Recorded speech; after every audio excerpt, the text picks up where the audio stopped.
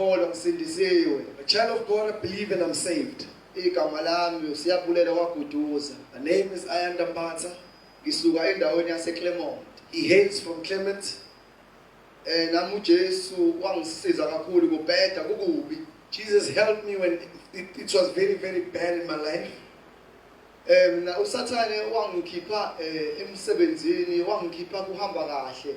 Ziningi indawo wangikhipha kuzona. Ungikhipha esikolweni, wangikhipha nasematohweni. Ngayithola sengihlala emgaqweni.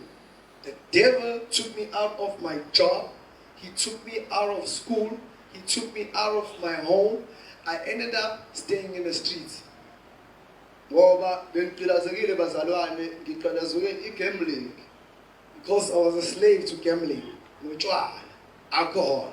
Lokho kwangithatha ukuthi igambling igcina isingitshontshisa. I ended up being a rogue because of gambling. Ngoba angisuke ngidinga imali leso sikhathi ngidingela ukuyogembula. Because I needed money all the time to go and gamble. I realized that ukuthi bonke abantu abahlala emgaqweni akusibo abantu ababheme unga kuphela. Ngabona ukuthi not everybody who's on the streets is a hunger addict. Ngoba ngithembe ngifike emgaqweni ngabona abantu bebhubhiswa ama-base game, abanye babhubhe emafonini bayagembula, abanye baze bahlale emgaqweni ngenxa yezikweleti, bahlale emgaqweni nje ababhemi bahlaliswa izikweleti nemali zabantu abahamba nazo ngenxa yegambling.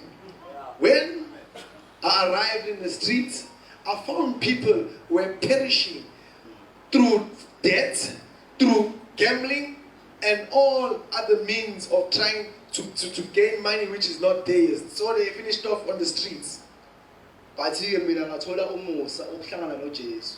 But then I found grace through meeting Jesus, Ngathola insindiso. and I found salvation. Seloko ngathatha isinqumo ngiphinde yangabuyela emuva. From the time I took the decision, I never went back. Into ebalulekile isinqumo osithathayo. The most important thing is a decision that you must take. Isinqumo osithathwa wena isona esibalulekile. The decision that you take is the most important thing. Nami ngamukela uJesu lapha ngase ngithatha isinqumo. I also received Jesus here, and then I took a decision. Ukuthi ukuze ngihambe kahle nalo Jesu kodwa kumele ngibe nesinqumo. In order to have a good walk with Jesus, I need a decision. Ngoba mengingenaso isinqumo ngizophinde ngibuyele futhi ezitradeni. Because if I don't have a decision, I'm going to go back to the streets. Because ngabona ukuthi isono akusona utshwala kuphela, akukona ukugembula kuphela, kuningi okuyisona. I identify that alcohol, gambling, and hunger are not the only sins, but there are a lot of sins out there. Because njengoba ngumntwana kaNkulunkulu ngikholwa ngisindisiwe, impilo lengiyithathile ijeni sengihamba ngayo manje. Being a child of God and saved is a lifestyle to me, and it is a journey that I have just partaken in. Ngihlezi ngithandaza ngithi Jesu ngisize ngazane nawe kangcono ukuze nami one day ngibe right, one day ngibe nonkosikazi, one day nami ngibe nomsebenzi through wena ngaphansi kwesisekelo sakho. I always pray and say, Lord, help me to have a sound foundation so I can also have a wife, I can also have a nice job and have a nice home. But first, I have to know who He is. Then everything else will follow. Amen. Amen.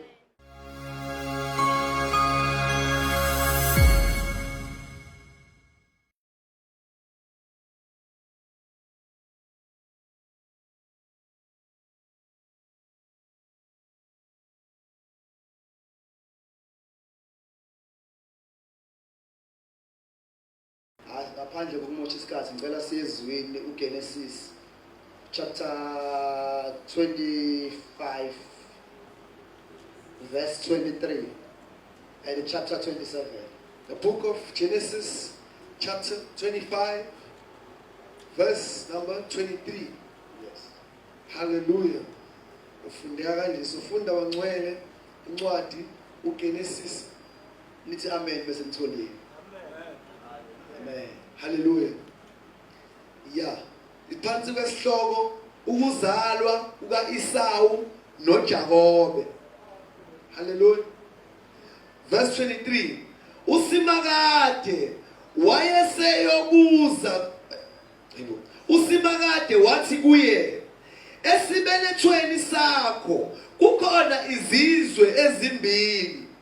izinhlobo ezimbili zabantu ozozizala ziyabahlukana ezimbili zakho. Esinye isizwe siyakwehlula esinye, omkhulu akhonze omncane. Sesiya ku chapter 27. Phansi kwesihloko Isaka ubusisa uJakobe. Busisa. uNkulunkulu Baba usisa ukufunda kwezilakhe egameni lika Jesu Kristu waseNazaretha uwepha. Amen. Haleluya bazalwane. Yinde kakhulu le ndaba kodwa ngizoyichaza. I'm going to narrate the story because it's very long. Bazalwane la iBhayibheli kukhulunywa ngoEsawu noJakobe. Yeah, in the Bible it talks about Esau and Jacob. Kwakukhona umuntu okuthiwa uIsaka. There was a man named Isaac.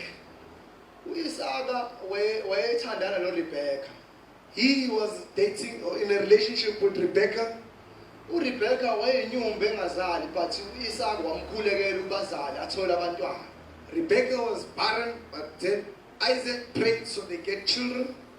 Manje la simthola uNkulunkulu useyamphendula ekuzaleni kwakhe abantwana besasesiswini uthi la kukhona izizwe ezimbili nezinhlobo ezimbili zabantwana ezahlukeneyo. God says where are two nations and two different types of children. Usethi oqala uyobe bovana enokubola enyundo. And he says the first one will be fair in complexion and hairy. Okwakuthiwa uEsawu. His name will be Esau, Because uyena omdala owaphuma kuqala. because he'll be the eldest who came out first from the womb. Mase uJakobe abanomali nje njengathi sonke but uEsawu wehlukile kunoJakobe ngoba inyundo. Inyundo umuntu kuthiwa wayibomvana. Uyabona bengithatha usibongo ubomvana mase eba nokuboya. Yes, he is hairy, fair and hairy. So bazalwane usethi uNkulunkulu kuRebecca omkhulu uyokhonza omncane. He says the bigger one will praise the smaller one. So uIsaka wayemthanda uEsawu ngoba uEsawu wayethanda ukuzingela inyamazane ehlane. uJakobe wayethanda ukuhlala endlini. uIsaka Isaac wayemthanda uEsawu loved Esau ngoba uEsawu because Esau wayethanda ukuyehlana uzingela inyamazane. loved to go to the wilderness and hunt for game. uJakobe wayethanda ukuhlala endlini. And Jacob liked to stay inside the house. Hallelujah. Amen. Amen. So siye ku chapter 27 isihloko uIsaka ubusisa uJakobe. Isaac blesses Jacob. So bazalwane ngizoqhubeka nencwadi njoba silapha sikhonza uNkulunkulu sikhonza uJesu sonke lapha uNkulunkulu sinezibusiso zethu. As we are here serving God, we all possess our blessings. Umuntu nomuntu unesiphiwo sakhe. Each and every individual has a gift. Abanye bama worship, Some are worshippers, abanye bayashumayela, some are preachers, abanye bayapheka, some are chefs, abanye bagade egate. some are securities. So wonke umuntu unesibusiso sakhe asithola kuNkulunkulu. Everybody has a blessing from God. So la uIsaka wayesemdala kakhulu esekugile engasaboni emehlweni. Isaac was very old and he was blind. Wasebiza uEsawu ethi ndodana yami hamba ungenzela isilovela ungiyele ehlane ungibambele inyamazane ungiphekele khona ngizokupha isibusiso. He called Esau and said, go to the wilderness and then bring some game so I can give you a blessing. Ngoba kuqala isibusiso uma sesiphumile sasiphuma kanye sikhishwa umuntu omdala. Because you only received one blessing from an elder once. Even namanje isibusiso sithola kumzali wakho leso sibusiso leso sihle kakhulu. Ingakho neBhayibheli uthola lithi ohlonipha uyihlo nonyoko ukuze izinsuku zakho zande ezweni. The Bible says, respect thy mother and thy father so your days are multiplied on the earth. Because your mother and father possess the blessings that you need in life. Manje ke ukuze uthole lezi zibusiso kuNkulunkulu la uthole lezi zibusiso kuJesu kumele nawe usebenze. You have to work for you in order to get the blessings from Jesus. Njengoba uIsaka ethumu esawe ukuthi akamlandele inyamazane. Uyazi njengoba emusa lapha. Uyazi ukuthi ehlane ebazalwane. Uyazi ukuthi ehlane njengoba olanda inyamazane angeke asheshe abuye. He sends him to the wilderness to go bring game meat, but then he knows that it won't be a quick process. Ngoba ufuna ukwazana noNkulunkulu kumele usuke ekhaya uhambe uyokwakhiwa ngaphandle. Because if you want to know God, you have to leave your home and go be built somewhere else. Ungabi umfana ohlala ekhaya. Don't be a boy who stays at home. Hamba ngaphandle kwakhiwa indoda uthandaze wenze konke uzila ukudla wenze konke ukuze uNkulunkulu azokubusisa wazane naye uNkulunkulu qala. Go out there so you can be built as a man. Go out there and you pray and you fast so you get to know God and eventually He's going to bless you. Ngoba ungabona abanye befakaza uNkulunkulu babusisa ngento zabo. You can see some testifying when God blesses them with their things. Ngoba abahleli bona basehlala. It is because they're not just sitting, they're in the wilderness. Bayehlale bayolwela izibusiso zabo into zabo kuNkulunkulu. They go out there and they fight for their blessings from God. Benza konke uNkulunkulu ayekushilo vele ezwini lakho ukuthi abakwenze. They do everything that God said in His word that they must do. Abalali bayavuka ngo-12 bathandaza. They don't sleep, they wake up at midnight and pray. Bayafasta 14 days 7 days. They fast 14 days. Abaphambani nokusho kwezwi. They are not contrary to the word. Benza yonke into uJesus wethe ayenziwe ezwini lakhe. They do everything Jesus said must be done in His word. Bayawulandela umbhalo. They follow the scripture. Bahamba nje uJesu wehamba. They walk just like Jesus. So uJesu uyababona ukuthi bathembekile naye bese yathembeka kubo. So Jesus can see that they are faithful and He's also faithful to them. Bese khulula izibusiso phezulu kwempilo zabo. And then He releases blessings upon their lives. Ngoba mawuhlele ekhaya Because when you're staying at home, ungenzi lutho uhleli doing nothing, just sitting, uthi uJesu uzomkhonza ngeprogram. and says you're going to worship God through the program. Uyohlala endaweni yokusizakala maybe 7 years ungasizakala. You're going to stay in the program for 7 years. Lokuthiwa siyakwazi kwasitekeli sasindawo siyakwazi kwabiyela sasindawo. But you're not going to get delivered because you're going to say, I know Stephen, I know Mabiela, we were there. Ngoba uhlele ekhaya Because you are sitting at home. awufuni ukuyehlala. You don't want to go to the wilderness. Awufuni ukuyehlalela into You zakho. don't want to go to the wilderness to go fetch your things. Sengiqhubeka nencwadi. Continuing with the book. uRebecca ezwe ukuthi uIsaka uthini kuEsau. Rebecca hears what Isaac says to Esau. Avela tshela uJakob leli vila lakhe leli. He tells the lazy Jacob, Leli lihlala endlini elihlala ukupheka, elihlala ukubuka iTV. always sitting in the house to cook and watch TV. Elihlala ukuya kubhuti Louis uthi asifakele ama USB sifuna ukubuka umuvi kaJesu. Who always troubles, Mr. Lewis says, put on Jesus' movie. Engafuni ukuthandaza. Don't want to pray. Usethi phuthuma uye la ebhekeni. He says, hurry and go to the yard Ulanda amazinyane ezimbuzi. and fetch 2 goats, small ones. Wenza isilovelo ukuze uphekele baba wakho umhambisele adle. Khona ezokupha isibusiso. Slaughter them and cook them for your father so he can give you blessings. Lalela bazalwane. Ungathi moyi weshipha ufuna isibusiso somunye umuntu esokushumayela kodwa uNkulunkulu akakunikile leyo nkonzo wena. When you're a worshipper, don't look for the blessings of other ministries. Ngoba njengoba ngishilo umuntu nomuntu la unezibusiso zakhe azothola kuNkulunkulu. Every individual has their own blessings they're going to receive from God. uNkulunkulu angathi ebusisa umfowenu wena mose ufuna leso sibusiso senzele kuye. Don't wish for your brother's blessing that God has poured upon them. Into zakhe. His things belong to him.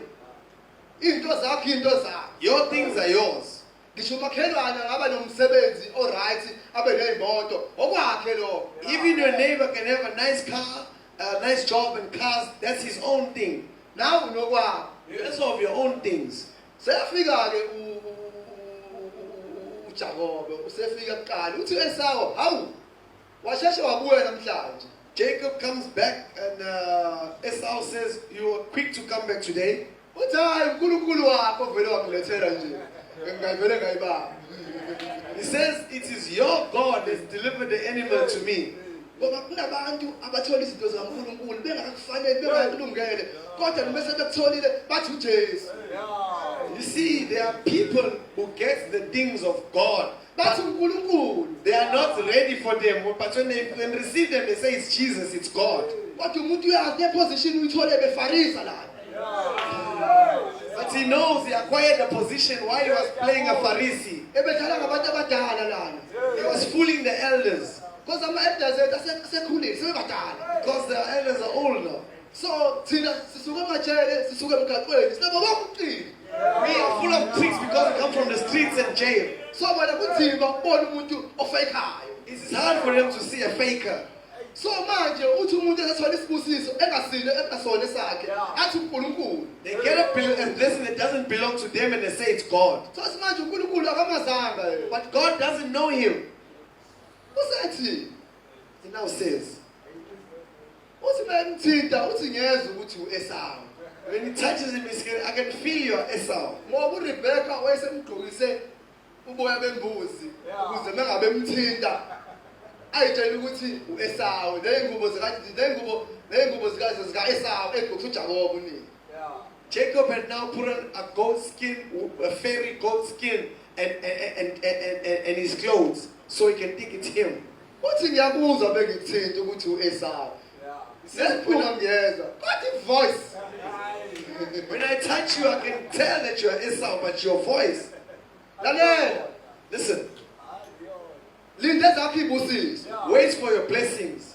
Ngoba uNkulunkulu uyasho ukuthi ngiyakuzwa ukhuluma ngezilami. Because God can say, I can hear you speaking with my voice, Kodwa inhliziyo yakho ayikho kimi. but your heart is not in me. Inhliziyo yakho ikude le. Your heart is far away. Kodwa izilami impela uyakhuluma wena. Yes, you speak my word. Uyashumayela uyafakaza. You preach, you testify. Kodwa inhliziyo yakho But your heart angiyazi ayikho le ikude le. is far in faraway places. Ngoba le nto nayo Because what you have, uyithole ngokufarisa uyithole ngokungafanele. you got it through Pharisee and it wasn't yours. uEsawu usebuya nenyamazana. Esau comes back with the game meat, Wafika isibusiso sesehlile. but then his father already gave away the blessing. Wasekhala uEsawu. He then cries. Wakhala uEsawu. He cries. uJakobe useyabaleka ubalekela umfowabo ngoba manje wantshontsha isibusiso sakhe. Jacob now runs away from his brother because he stole his blessing. Ngoba uJakobe uyabona ukuthi beyiqili ngoba ngesikhathi uEsawu buya kuyofuna inyamazane wangayithola. Wafike enza ukudla uJakobe wamdayisela ubuzibulo wakhe ngokudla. He sold his birthright at first. That is why we know he was full of tricks, because of the food he cooked for him. Ngoba izwi laNkulunkulu wayishilo vele uNkulunkulu omkhulu uyakhonza omncane. He says that the older will serve the younger. uJakobe wayevele ebusisiwe uNkulunkulu. Jacob was already blessed by God. Wayevele ezombusa uEsawu. He was going to rule over Esau, But yena wayerush. but he was rushing for it. So asingajahi. Let's not be in a rush. Asenziwe qala.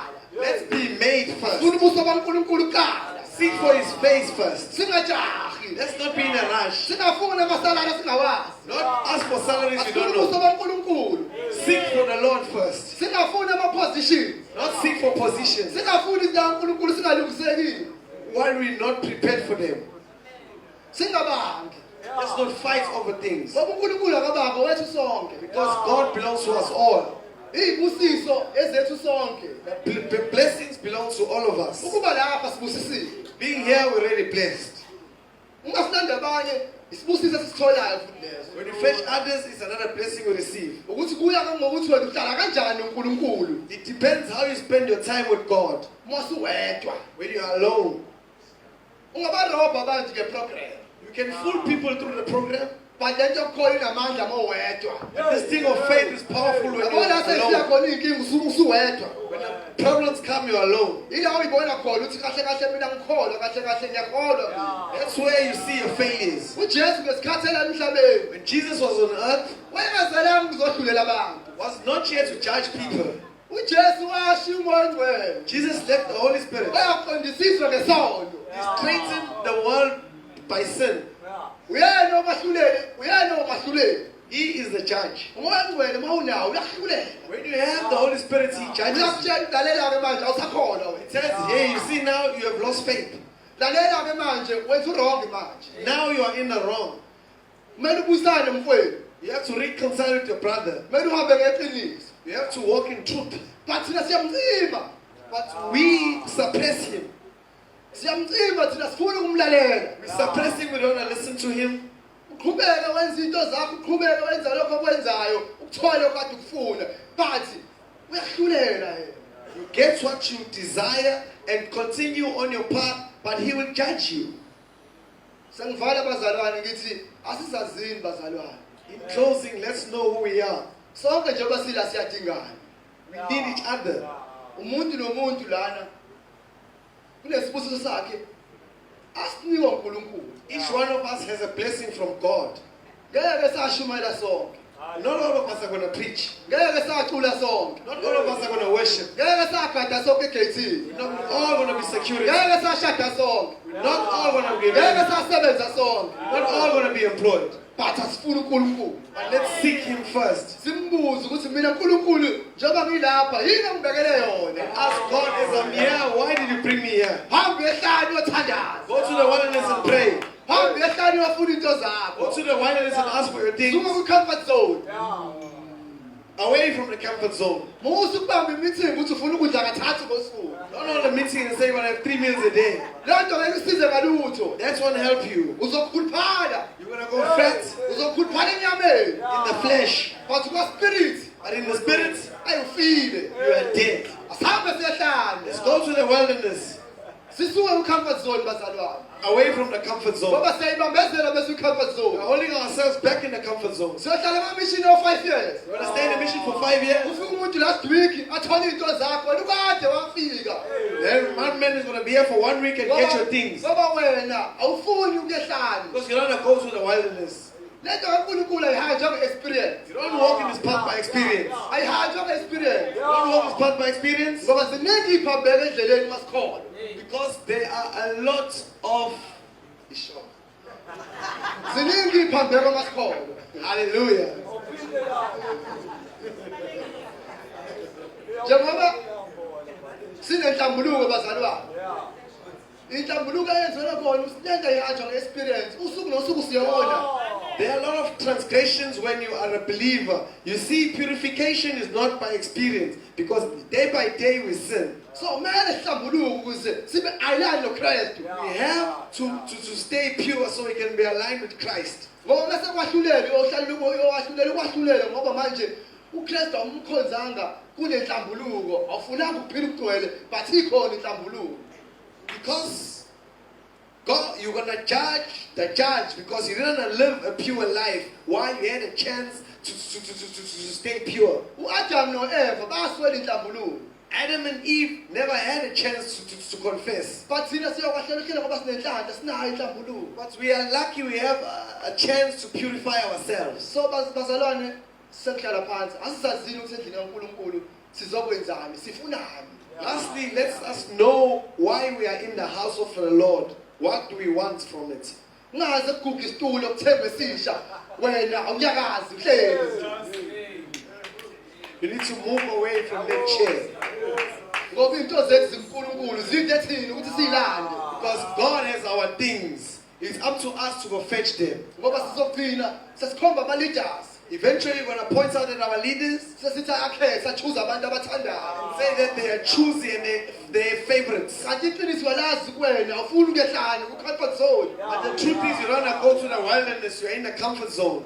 asiphumeni ku-comfort zone Let's get away from our comfort zone. sihambeni siyehlane Go to the wilderness siyolanda iy'nto zethu kunkulunkulu to fetch our things from God siyilande ngobungcwele through holiness, siyilande ngomkhuleko through prayer, siyilande ngokuphila impilo eyiphila uChrist through living the Christian life, ukuze unkulunkulu azosithemba ngey'nto zakhe so God can trust us with His things. because nasithembeka ngokuncane uyasithemba ngokukhulu Because when we're faithful with the small things, He trusts us with the big things. so impumelelo yethu ilelekuthini isezandleni zethu So our success is in our hands. isinqumo sokuphila kwakho sikuwena The decision of your life is in your hands. isinqumo sokuphumelela kwakho sikuwena The decision of your success is in your hands. Singasukuma bazalwane sime nyawo sikhuleke. Amen. Baba wethu ongcwele, baba wethu olungileyo, baba wethu